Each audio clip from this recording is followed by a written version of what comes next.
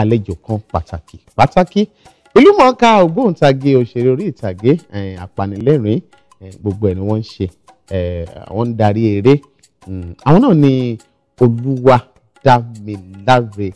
Adesuyi tí àwọn olólùfẹ́ wọn ń pè wọ́n ní jẹ́ bàbá funfun lẹ́yẹ ṣu ẹ káàbọ̀ sórí ètò Ojúmọ́ Ire ọwọ́ wo tún rè o. n tó ń lò ní ẹsẹ̀ à ń bọ̀ nìyẹn. ẹ ń bọ̀ ẹ tí ì dé. à ń bọ̀ ní àti dé. ẹ ti dé báyìí. àti adé ẹ rí i pé mo lókànlẹ̀ ni. pé ẹ ti dé. àti dé báyìí bọ́n ń ṣe ní ìsìn báyìí táyé ìrìn bá ti dá dé level kan ó ti máa ṣe. oko ayé yín ti dá dé level kan báyìí. gidi gan. èmi àtàbọ̀dé jọ ń jẹun. ìyẹn gómìnà ẹjọ ń jẹun. nǹkan kì í ṣe gbéraga ni gbéraga súná ọ̀rọ̀ mi rárá. adúpẹ́ lọ́wọ́ Ọlọ́run bá mi. ṣé rí àwọn tó bá ti jẹ́ òṣèré orí ìtàgé ẹ ti mọ ìṣe wọn ẹ ti mọ ìwà wọn dáadáa nítorí pé bó ṣe máa ń ṣe wọn ó yàtọ̀ sí bó ṣe máa ń ṣe àwa yòókù ó yàtọ̀. ọ̀gbẹ́ni Damilola Adesuyi púpọ̀ èèyàn mọ̀ nínú àwọn sinimá eré àgbéléwò lọ́kan òjọ̀kan afẹ́mọ̀ yìí síwájú àti síwájú láàrin ìṣẹ́jú díẹ̀ kan sáré bá ń lọ ẹ̀yìn díẹ̀ dání Damilola Adesuyi fún àwọn tó ṣẹ̀ṣẹ̀ rí fún ìgbà àkọ́kọ́ yàtọ̀ sínú sinimá. Damilola jẹ́ ọmọ bíi agboolé Adesuyi ní ìlú Ìṣèkìtì àwa náà pè ní ọmọ adé ọmọ akin ọmọ orin bọ̀lẹ̀ ọmọ orin gbàngbà kan ọmọ ojúbojú lẹ́rù ọmọ aláàfin òdodo Òṣèkìtì ilé bàbá tó bí lọ́mọ àwọn onífọwọ́sì ju ilé bàbá wa. èmi náà ò ní fọwọ́sì ju ilé bàbá wa. gẹ́gẹ́ bí ẹ̀yin tẹ̀mí nínú ilé bẹ́ẹ̀ ti mọ̀ òṣèré ni wá Atabatubu olórin bó ti jẹ́ pé wọ́n máa ń sọ pé mi mú orin kọ bí àwọn Atabatubu nígbà bẹ́ẹ̀ náà èmi náà ti kọrin rí. mo lè tún jẹ́ content manager fún Craig Media Department in South Africa Emirate. bákan náà èmi ni director general fún Yorùbá Heritage Award ní New York ní ìlú Amẹ́ríkà. adúpẹ́ lọ́wọ́ Ọlọ́run ọba tó sì ń gbà fún yín ò ní padà lẹ́yìn yín láṣẹ Ọlọ́run ọba mi. ọ̀gbẹ́ni Adesuyi Damilola ní tí a fẹ́ gbéyàwó lórí ètò tòní kì í ṣe ohun tó lágbára pọ̀ lára àwọn nǹkan tí ẹ̀yin náà ń lò ní dáadáa púpọ̀ àwọn iṣẹ́ yín nìsín tá a bá máa sọ ẹni ìgbà tí mo bẹ̀rẹ̀ iṣẹ́ kan lọ́wọ́ yín lẹ́nu ìjọba ẹ̀dá ẹni Atabatubu ó ti wà YouTube now ká lọ wò YouTube bá yín pàdé lórí Facebook àárín yín lórí Twitter àárín yín lórí Instagram gbogbo láti rí yín àmọ́ láwọn ìgbà míì bí púpọ̀ nú àwa tá a jẹ́ òṣèré pápá àwa tá a ti ẹ̀jọ́ dọ́là ń gbà bí àwọn èèyàn ṣe wá ń lo ẹ̀rọ ayélujára yìí ó ṣe àkóbá ní àwọn ọ̀nà kan ó sì dá láwọn ọ̀nà míì látijọ́ láwọn ìgbà kan tí ò ti ṣe àwọn kìíní tàbá fẹ́ padà wá ní location àbá fẹ́ ṣe ìpàdé ẹni tí ń gbé Ìbàdàn ẹni tí ń gbé Kaduna ẹni tí ń gbé Kòdó ẹni tí ń gbá Gègé àṣẹ mọ wọ mọ́tò papọ̀ ni àṣẹ mọ wọ mọ́tò àbí ká pàdé ara wa ń bí o àsìkò òsì bẹ́ẹ̀ nìkan sọ̀rẹ́ àmọ́ ní ìsìn gbogbo àlejò mọ ṣèpàdé papọ̀ lórí ẹ̀rọ ayélujára ara ìwúlò kan ni ṣùgbọ́n púpọ̀ àwọn ọ̀nà míì tí àwọn èèyàn ń gbà á lò ó ń ṣe àkóbá tó pọ̀ kí nìkan tí ẹ̀yin rí sí gẹ́gẹ́ bí ògbóǹtagì òṣèré orí ìtàgé. ohun tí mo lè sọ ní pàtó ní tibẹ̀ ṣé mọ̀ pé ọ̀rọ̀ most of our Nigeria a máa ń gbà nǹkan sí òdì ni ọ̀pọ̀lọpọ̀ ohun tí ẹ̀ sọ ilé ti da ilé àwọn ẹlòmíì rú láti pé ok for example ẹ jẹ́ kí n lò mí ó rí ẹ̀ kéèyàn tó lè rí mi lórí Facebook àwọn fans mi tó máa bá mi sọ̀rọ̀ míì ti lè bá mi sọ̀rọ̀ láti bí maybe last month màá ṣe máa rí ní mọ́ǹtì yìí ni kí ni ìdí ni wípé Facebook tèmi Instagram tèmi mo fi ń polówó ọjà ni tábàdé fẹ́ sọ̀rọ̀ ọ̀rọ̀ táwa ẹjọ́ sọ tí ò bá ti jọ mọ́ ìlọsíwájú èmi ò kí ní interest even ìgbà míì amúlẹ̀ wà nulẹ̀ ìyàwó mi kàn máa wo Instagram láti fi sọ Instagram baby abóde rí kíní mi abóde rí kíní mi so ó máa expect pé kí n respond máa ṣe ń kémi gbọ́ láì pé ó owó kíní mi máa ní don't you have work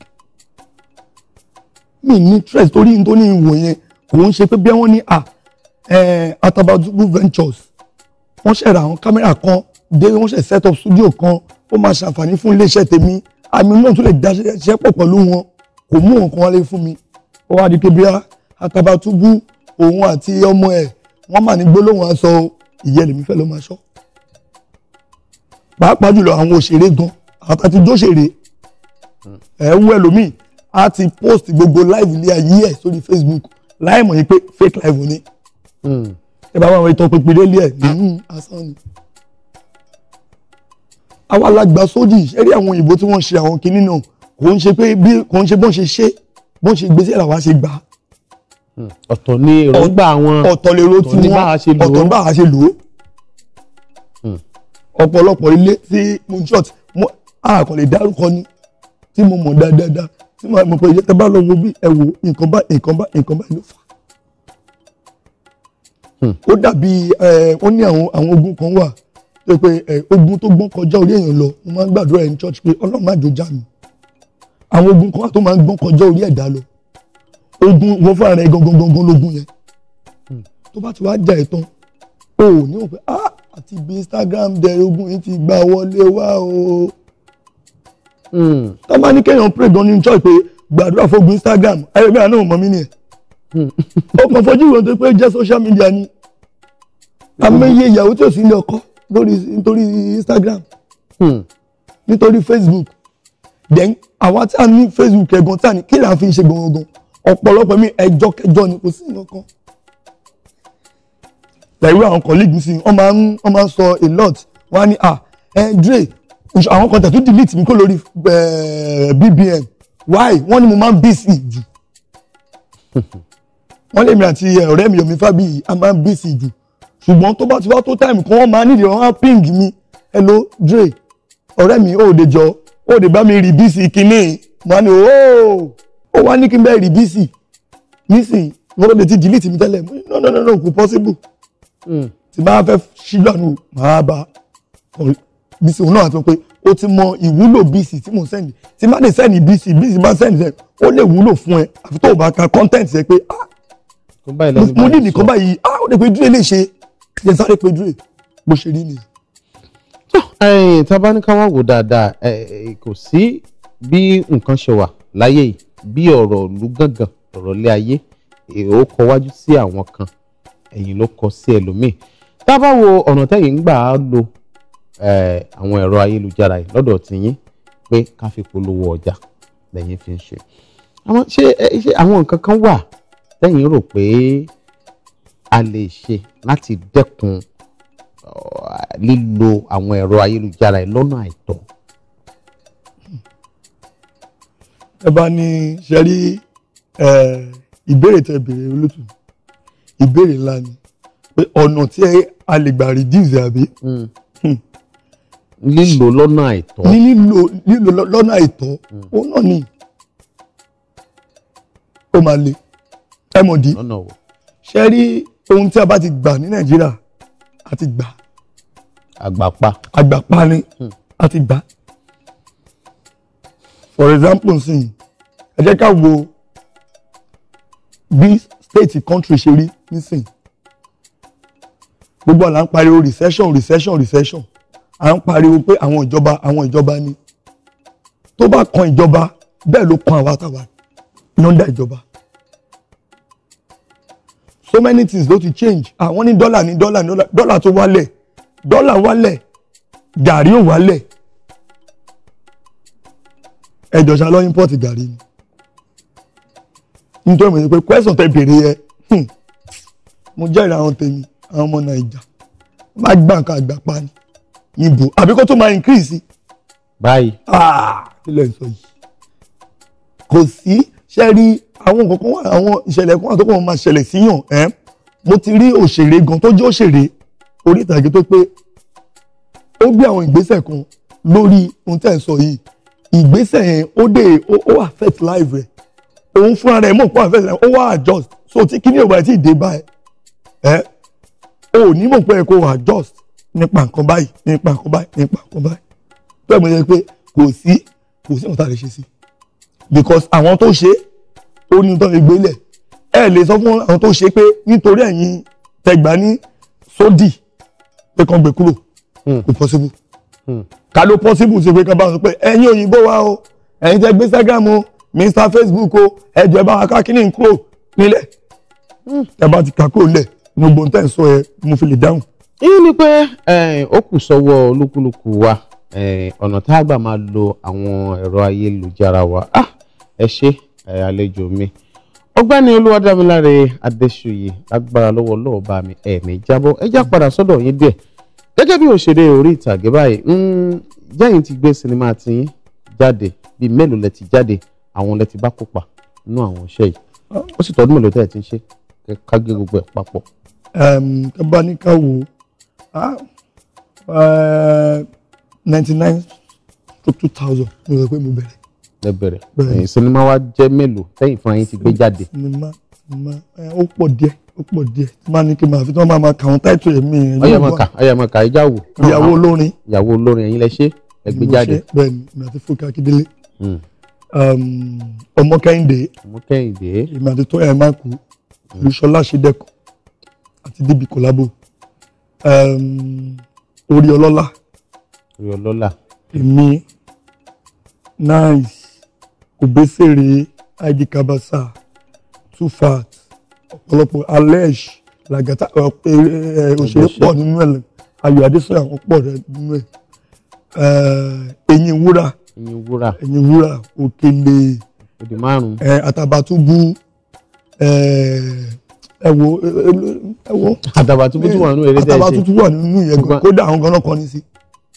Atabatubu tó máa ń wò lórísun yẹn ni tó máa ń pèsè lórísun àwọn wà nínú eré yẹn.